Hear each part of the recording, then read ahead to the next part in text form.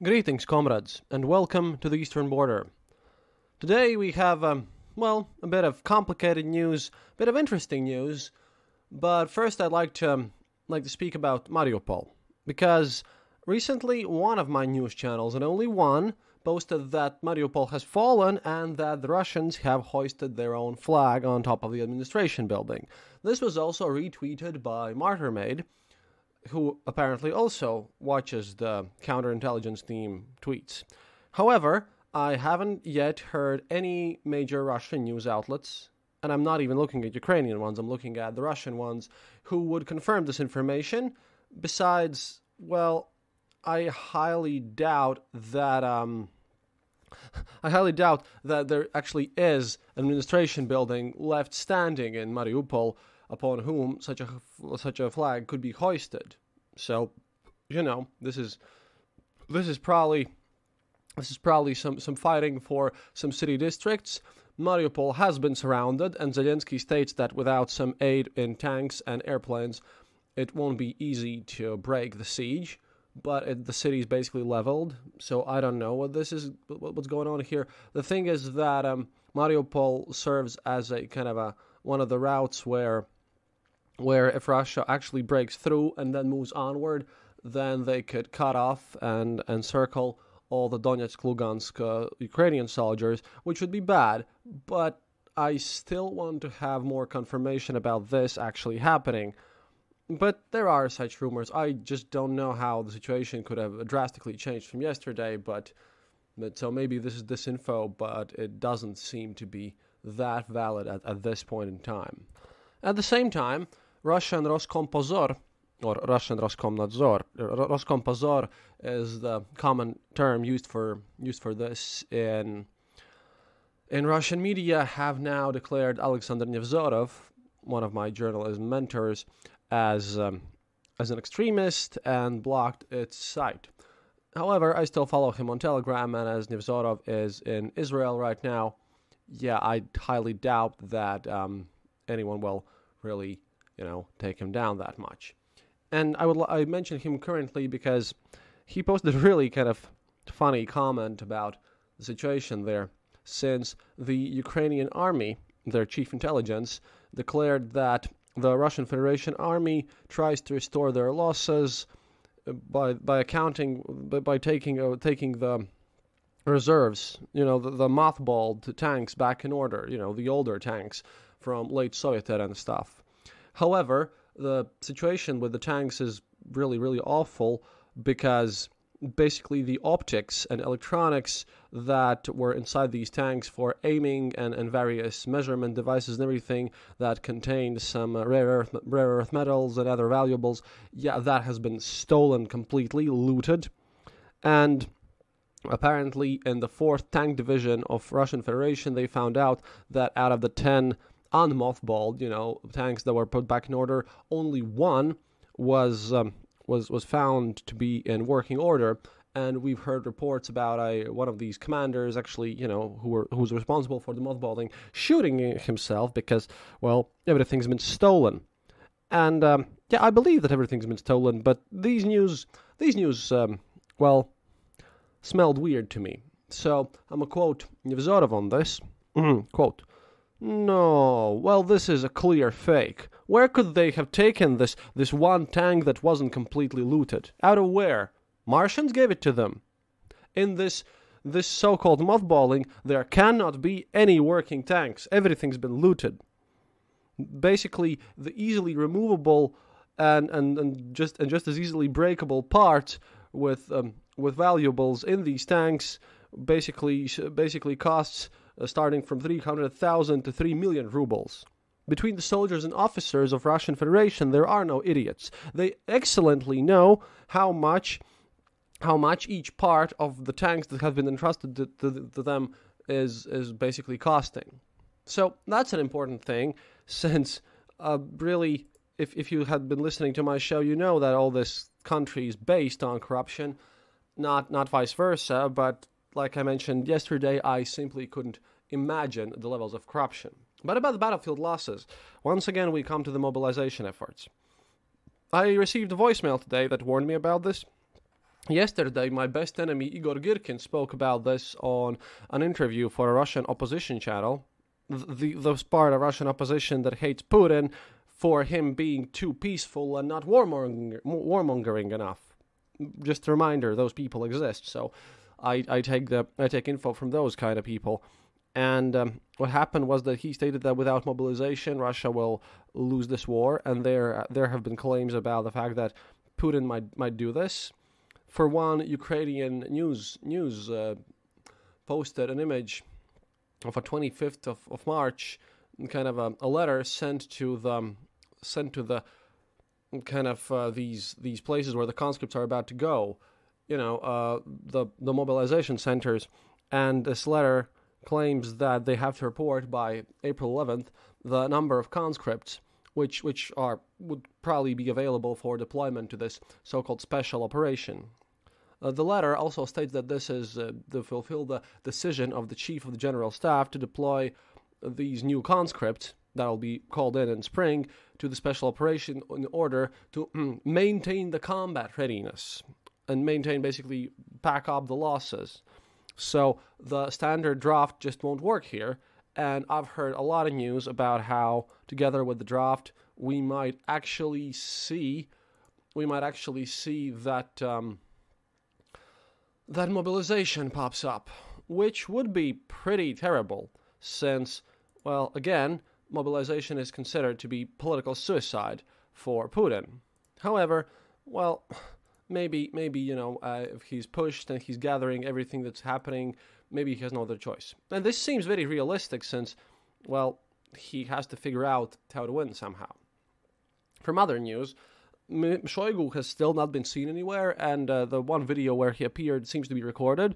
Meanwhile, his deputy, one Yevkurov, is going around to Russian hospitals, and we got a video, which I posted on Twitter about an hour ago, where he stated that he was giving an award to a Russian Yefreitor. That's kind of like a step between the soldier and a sergeant, basically who had lost a leg. He visited the soldier and he wished him, get healthy and get back on your feet. Or in Russian, vizdorovich и встать на ноги. And this was tweeted by Maxim Kotz, and I retweeted this, and this kind of shows this attitude. I mean, there is no too soon levels, or there is no kind of empathy to these people, and this is quite crazy. At the same time, Russia apparently has again attacked nuclear research reactor in Kharkiv, and my sources report that it's currently impossible to estimate the extent of damage, but the reactor has been attacked. And once again, by the way, this made me think about their own violence and their own actions and the whole denazifying thing, since, well, in Moscow, a protester was arrested and fined 50,000 rubles for what was, what the prosecutors say were discrediting the Russian army. Now, the thing is, she was holding a poster with a Russian anti-fascist slogan, "Fascism не пройдет," or "Fascism won't go through." Basically, we won't stand for fascism. And this made me think that, I can kind of believe Nevzorov. I mean, the Russian cops must be really smart. They know who the real Nazis here are, and that makes me wonder, how is the denazification going? At the same time, again, another picture was that in Novosibirsk, on a really old trolley bus, whose door, from the Soviet era even, whose doors were fixed with wooden planks, they still plastered the Z, their modern-day neo swastika, on the window. And there was this nice comment that that Russian imperial ambitions meet reality on this trolleybus doors. Doors are broken, so get fixed with planks. But money for new ones is long stolen, and more will never come. But the neo swastika, the Z, that has been, designed in American Photoshop and printed using a Japanese printer, using an American-built computer on European piece of paper. Yeah, they take great pride in this, which is just kind of crazy. And how do you respond to this? Well, Ukrainians have also created interesting anti-tobacco warnings, since we have to have them on the packages. And this one states, "Kidaj palici, pomreš I nie pobaczysz, jak zdохне Putin." or basically it says, quit smoking, you'll expire or die, and you won't even notice, you won't be able to see how Putin dies. Well, zdokhnich is a term used to describe how animals expire and fall down and everything, so that's a bit of a thing.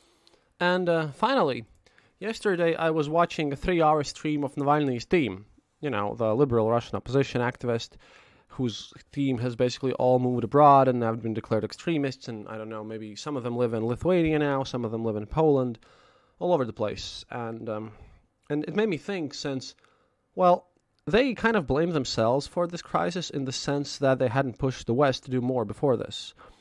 And recently, I've been, saying some not so pleasant things about the United States, but I'm definitely not among the people who blame the United States for all this situation. And here's my response to everyone who is still claiming that, oh no, United States provoked Russia. No. I believe it's the other way around.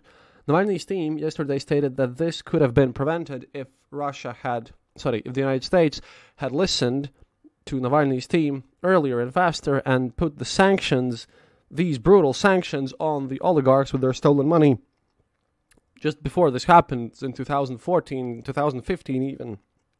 During all these times when Skripal was poisoned by Novichok, and not like people didn't know that all this London Square, like Moskovgrad, as I think, no, Londongrad, sorry, how it's called, not like anyone didn't know that it had all this oligarch money. They claim that what United States and Europe can take responsibility of is the fact that they should have put harsher sanctions on oligarchs previously, and that would lead to a better odds of a new palace coup, maybe. Now, I'm not exactly 100% sure, but I believe that, yes, those preventive sanctions could have done something, like at least. Then again, then again, if you think about it, it might have prevented the war, but I think Putin would just prepare for it a bit better, maybe. I don't know. But that's one of the things that they say there, about which the United States could take responsibility for. Another thing is that, apparently Politico just now posted what we mentioned here yesterday about the Russian troops killing one of their own commanders. So at least that's good professionalism from me if I'm faster than Politico. So that's nice. But finally, to all these arguers and everything that still claim that Ukraine is just, they had been bombing Donetsk for 8 years and everything. Well, if we believe the Russian propaganda, which I clearly don't, but if we believe them, then turns out that Ukraine has bombed Donetsk for 8 years, using bioweapons no less, and they've been doing this with the help of the West and the United States of America. So, if any of this were true, and if we look at how competent the Ukrainian soldiers and everyone has been, then if this were in any way true, even just partially true, right, then Donetsk would be just a wasteland, a desert. Nothing would have remained from Donetsk. Then I have to state that if Ukrainians actually bombed it, then they did the biggest blunder in history, because they were just like slacking off. And if you look at the data of how many people were like dying in these border skirmishes over there, it was like, it was 21 or something, 22 in the whole year of 2021. And there was fire from Donbass side as well. So I wouldn't count on it. But here's some arguments that you can use to explain the situation to people. Again, the front's calcifying, but I'm looking for more updates. I really want to find out what's going on with the Mariupol situation here. But, we'll get to all this soon. So that's it for today. До свидания, товарищи. Happiness is mandatory. Information is ammunition.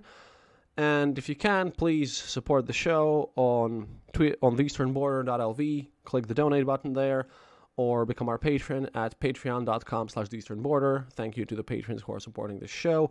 I really hope to get back to normal programming one day and support Ukraine, stand with Ukraine, don't fall for disinformation, and donate to Ukrainian charities. I thank you immensely. До свидания, товарищи.